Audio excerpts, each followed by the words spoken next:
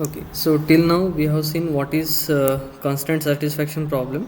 So here we try to assign values to the variables, and at the same time we ensure that all the constraints are satisfied. Okay, so there is no violation of constraint. And then we have seen how to define a CSP problem. So for that we use three component, that is set X, set D and set C. And we have seen a couple of example problems also. Then we have seen constraint propagation technique. Okay, so this is one inference techniques, and under that we have seen four types of consistency. Those are node consistency, then R consistency, then path consistency and K consistency. And in that we have seen AC3 algorithm also. So what happens in constraint propagation? So we actually try to reduce the domain of subsequent variables, right?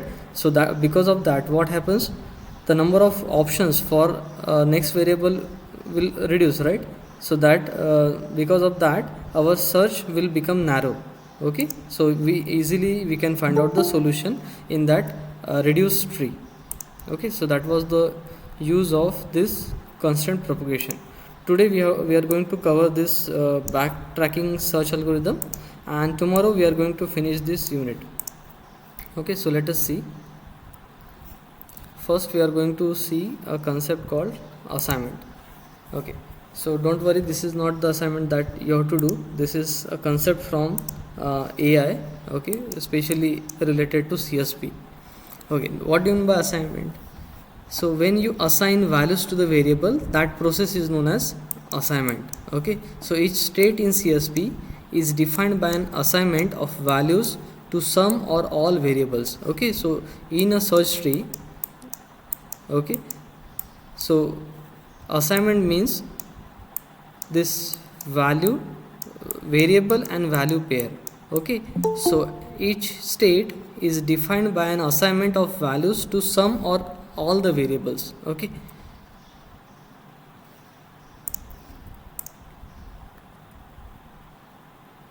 so any node represents assignment of values to the variables.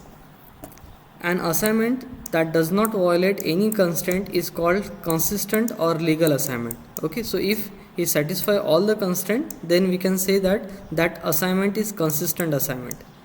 And when you assign values to every variable, then such assignment is called as complete assignment. A complete assignment is one in which every variable is assigned. Okay, and when we have consistent and complete assignment, that would be our solution to that CSP. Okay, so when we have assigned values to all the variables and those values are satisfying, that means the assignment is consistent, then we can say that our CSP problem is solved, and that corresponding assignment would be our solution. And when we have assigned values to some of the variables, not all, then we can say that that assignment is partial. Okay, so here all the definitions are very trivial, okay, but the terminologies are very important. Okay, so what do you mean by assignment? Okay, so the variable and value pair is known as assignment. Okay, consistency means what? If the assignment is not violating any constraint, that assignment would be consistent. If you assign values to all the variable, that would be a complete assignment. Okay, and partially some variables have got the values. Okay, so now we'll see backtracking search algorithm. Okay, so now after constraint propagation, so we have reduced the domain of variables, right? But whether it has become null set or is it containing a single value, that we cannot ensure. Okay, so for example, if we are able to reduce the domain of all the variable, and if let's say we have only two values in the domain of every variable. Okay, so our search tree will look like this, right? At every moment for any variable you will be having two values possible. Okay, now again we need a search algorithm to traverse through this tree. Okay, so here we are going to use a variant of DFS, that is depth first search algorithm, called as backtracking. Now in addition to the search tree, here we have to check the constraint, right? So once the constraint is violated, we have to go to the other branch, we have to try out the other value of that variable. Okay, so the DFS with that logic is known as backtracking algorithm. Okay, so once the constraint is violated, you backtrack and you assign the next value possible for a particular variable. That is known as backtracking algorithm. Okay, so let us see the algorithm. So here we have written backtracking algorithm as a function, and it is receiving assignment. So initially assignment will be a null set. Okay, we have not assigned any value. Okay, so it will be a null set, and we have a given CSV problem. It will either return a solution or a failure. If the solution is not available, in that case we are going to return a failure. If so, it is a recursive definition. So we need an anchor condition. Okay, what do you mean by anchor condition? Because of that condition your recursion will be terminated. Okay, so if assignment is complete, then we can return that assignment. Okay, so that would be our solution. Assignment complete means what? All the variable have got values, right? Okay, and we are going to check whether the assignment, particular one assignment, is consistent or not. Okay, so if we get a complete assignment, that would be consistent also, so we are going to return that assignment as a solution. Next, so we have to select one unassigned variable, and let's call that variable as var. Okay, now this var is selected. Now we are not now we are not talking about how to decide which variable to select. Okay, that will be governed by variable ordering logic. Okay, how to select a variable, that will be governed by this logic. Okay, so we have selected one unassigned variable. Okay, now for this variable there are going to be various values possible, right? So we are going to select one value each time, and we are going to see whether that assignment value assigned to var is it consistent with the assignment. Okay, if it is consistent, okay, then we are going to add this current assignment in our assignment variable. This is our set, right, which is received here as a parameter. Initially it was null, right? So for the first assignment, if it is consistent, you add that to assignment set. Okay, and again recursively call backtrack. Okay, we'll move to next variable now. Okay, we'll select the next unassigned variable, then we will try out its value. Okay, now then if the value is not consistent, then we will remove that pair from the assignment set. Okay, and if this condition does not hold, then lastly we will return the failure. Okay, so this is regarding backtracking algorithm. Let us see the execution of this algorithm through example. Okay, so I have the algorithm here. Now we are considering our map coloring problem. Initially, so this rectangle is representing the assignment set. Initially assignment set is empty. Okay, and we are starting with Western Australia. Okay, how we have selected this variable, that is the next topic. Okay, how to decide the variable ordering. Okay, variable ordering and then value ordering. Okay, how to decide their sequence, that will be the next topic. Now we have selected Western Australia. Okay, now we have three options possible. Okay, three values possible. So okay, so current var value is our WA. Now for each value, so currently we have selected red value. Now whether WA equals to red, is it consistent? Yeah. What is the constraint in map coloring problem? No two neighboring countries should have same color, right? Currently we have considered only one country. We can paint it with any color, right? So WA equals to red, it is a consistent. Okay, so we'll add this pair in the assignment. Okay, so this is added in the rectangle, and again we are calling a backtrack. Okay, so the execution will be suspended here and we will jump back to this. Now assignment is consisting of this one assignment. Okay, WA equals to read, and we have CSP. Whether the assignment is complete? No. Select the next unassigned variable. So here we have considered NT variable. Okay, Northern Territory. Then then for that variable, for each value in its domain. Okay, so we have selected green value. Okay, now whether that assignment is consistent with the current assignment. Okay, red and green, they are neighboring country and they are having different color, so it is consistent. Okay, so that is okay, so we will add that pair to the assignment. Okay, so it is added, two elements are there in assignment set. Now then again we are calling a backtrack. Okay, so the execution will be suspended here and will again jump back. Then whether the assignment is complete? No, because here we have total 7 variables, right? So 7 assignments are required. So till now we have done 2 assignments. Then select next unassigned variable. Okay, so next unassigned variable selected is Queensland. Okay, so then for each value in the domain of that variable, so we have red in its domain also. Okay, so now red, and if you see the map, Western Australia and Queensland. Okay, so they are not neighbors. Okay, so it is also consistent. Okay, but let's say instead of Queensland we have selected SA, and for SA suppose we have selected value as red. So what will happen? So let me just see the map. Okay, so Western Australia we have painted with red.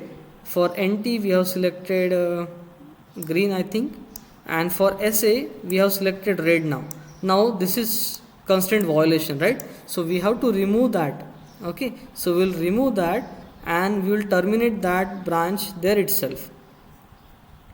Okay, we'll terminate this branch here itself and we will move to the next value possible for SA. So we have instead of Queensland we have selected SA state, and we will be assigning next value to SA.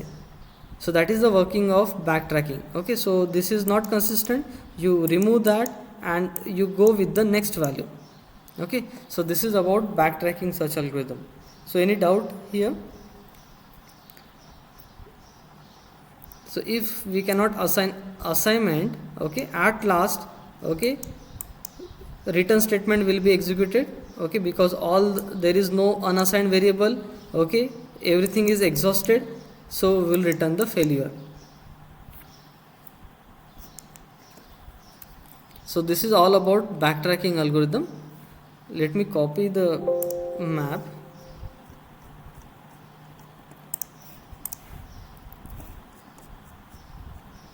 It is required here.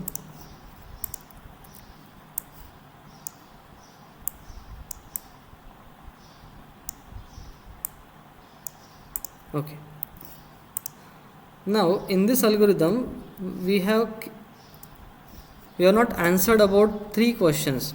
So what would be the ordering of variable, how to select the variable, and is it going to affect the performance of our algorithm? We haven't talked about the value ordering. Okay, so there are multiple values possible, right? So how to order them? Okay, whether that is going to affect the performance, that we have not answered. Then we haven't talked about the inferences. Here we have not considered the constraint propagation, right? So let's find out the answer for these questions. First one is variable ordering. So do we have any technique for ordering the variable? Yes, we have 2 heuristics. First one is known as MRV heuristic, that is minimum remaining value. It chooses the variable with the fewest legal value. Okay, so consider the example. Let me copy the map here also. So this is our simplified map of Australia, and our problem statement is map coloring problem. Okay, so what do you mean by this MRV heuristic? Now let's consider we have painted Western Australia with red color, okay, and NT with green. Okay, now we are talking about variable ordering. So now which variable to choose next, whether Queensland or Southern Australia or NSW or this is Tasmania.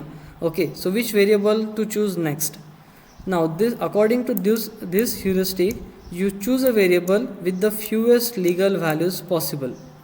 Now if you know, for Queensland we can paint it with either red or blue, because we have three colors, right? It can be painted with red, still constraints are not violated, or it can be painted with blue. But for SA, how many values are possible? It cannot be painted with red because it is adjacent to WA. It cannot be painted with G, so it has only single value, that is blue color. Okay, so according to this heuristic, you choose SA because it is minimum remaining value. Okay, it is most constraint variable, that's why it is also known as most constraint variable. Out of this, SA and Queensland, which is most constraint variable, that is SA, because it has single value, right? Single value possible. So you go with that variable according to this heuristic. Okay, so see here, after assignment WA equals to red and NT equals to green, there is only one possible value for SA. So it makes sense to assign SA equals to blue next rather than assigning Q. In fact, after SA is assigned, the choices of Q, NSW and V are all forced. Okay, so what is happening? So once you assign red color to W and green color to NT and blue color to SA, now how many values are possible for Q? All the values are forced here. You don't have any option here, so you have to use R only. Here you have to use green only, and here you have to use R only. For T you can use any value. Okay, so this is regarding MRV heuristic. Okay, so it chooses the variable with the fewest legal values. I think this heuristic is clear to you.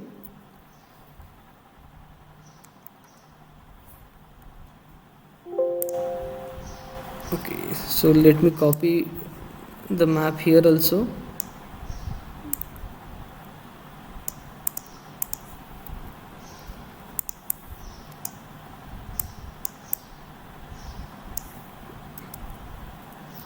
Okay, next heuristic is degree heuristic.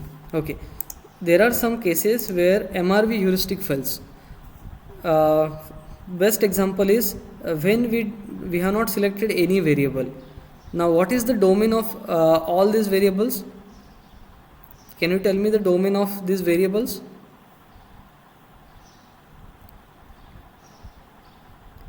Anyone? Domain means what? Set of possible values, right? This is map coloring problem. So all they have, their domain is RGB. Okay, if you consider these three color, okay, for all variables their domain is RGB. Now minimum remaining value, so now it fails here because all are having equal amount of values, right? So how to decide then?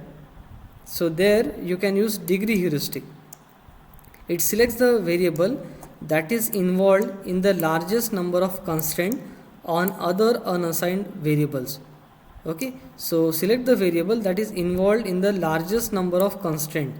Okay, so we have found out the constraints for this problem. So let us go back.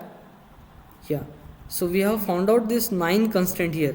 1 2 3 4 5 6 7 8 9, right? And in that, out of those 9, SA is involved in 5. 1 2 3 4 5. So you start with that variable according to degree heuristic. Okay, so in the discrete math you might have studied the degree of a node, right? So you start with the node which has the highest degree. Okay, so here SA is the variable with the highest degree of 5, so it will be chosen. Okay, and it is the general rule that it is observation that minimum remaining value heuristic is usually the more powerful guide. Okay, but the degree heuristic can be useful as a tiebreaker. Okay, so when you have two variable with equal number of values possible, in that case you use degree heuristic as a tiebreaker. Otherwise you go with the MRV heuristic because it is more powerful. Okay, and it reduces the branching factor of future choices. Okay, this is true. So we have seen this example when we talked about constraint propagation, right?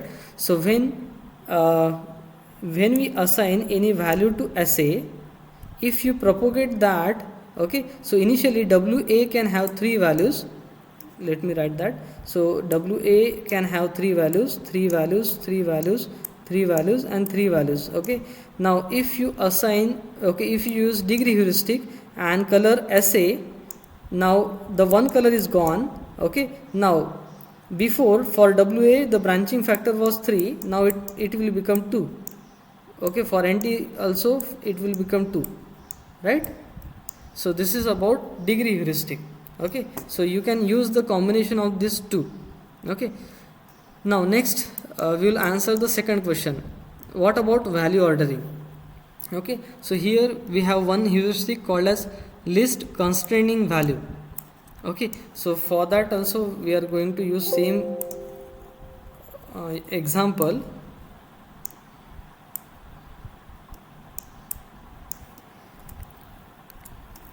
Okay, first we will see the example.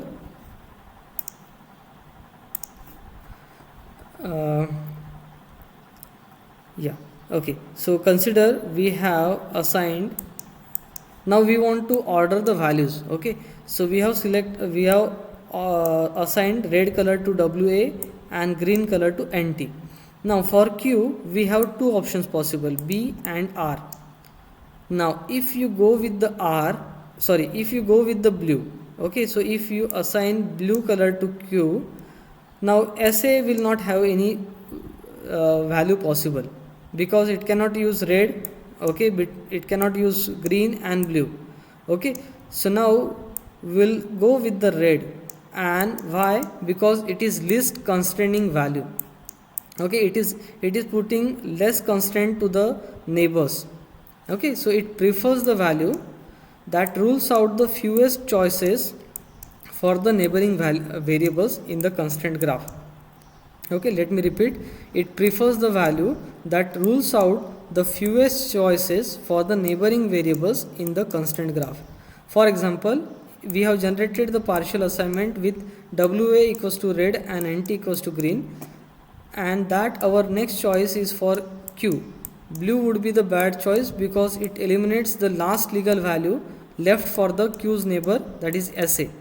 The least constraining heuristic therefore will prefer red over blue. Okay, so it will go with the red. Okay, so this is how we can order the values also. Okay, in general the heuristic is trying to leave the maximum flexibility for the subsequent variable assignment. Okay, so this is the summary of this. In general, this heuristic is trying to leave the maximum flexibility for the subsequent variable. Okay, so when you assign blue color to Q, okay, so you are allowing SA to have some value, right? Otherwise it was not having any choice, right? Now lastly we'll answer third question, that is inference. Okay, so previously we have not used any inference technique in backtracking, right? Here we have not considered any inference here. Now we can easily employ our constraint propagation. Okay, and that is known as forward checking heuristic. Okay, so same thing will happen here. So here we are going to maintain R consistency. Okay, so first we will see the example. So we have this our 7 variables and their initial domains are specified here, RGB, RGB, RGB. Okay, all everyone's domain is same. Now once you finalize w equals to red, okay, so you do the constant propagation. Okay, so we have the map here. If you assign red color to WA, now NT cannot have red and SA cannot have red. Okay, so you remove R from NT and SA, so it is removed here, as you can see.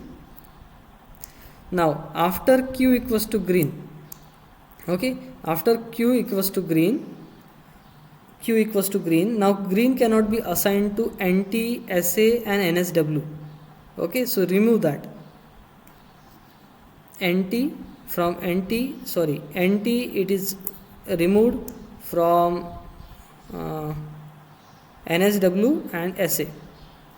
From NSW green is removed, from SA G is removed. After V equals to blue, okay, to V we have SA and NSW. Now SA, from SA blue is also removed. Okay, now there is no value possible for SA, so this assignment, these three assignments are inconsistent. Okay, so for the after this we have to backtrack, we have to go with the next value possible for V. So that technique is known as forward checking. Whenever a variable x is assigned, the forward checking process establishes the R consistency for it.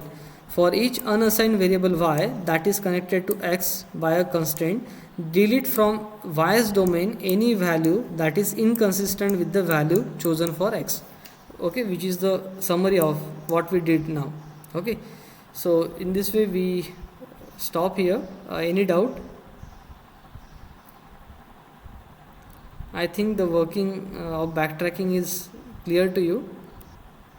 I record every lecture, so if you have any doubt you can go back to that video and revise that topic.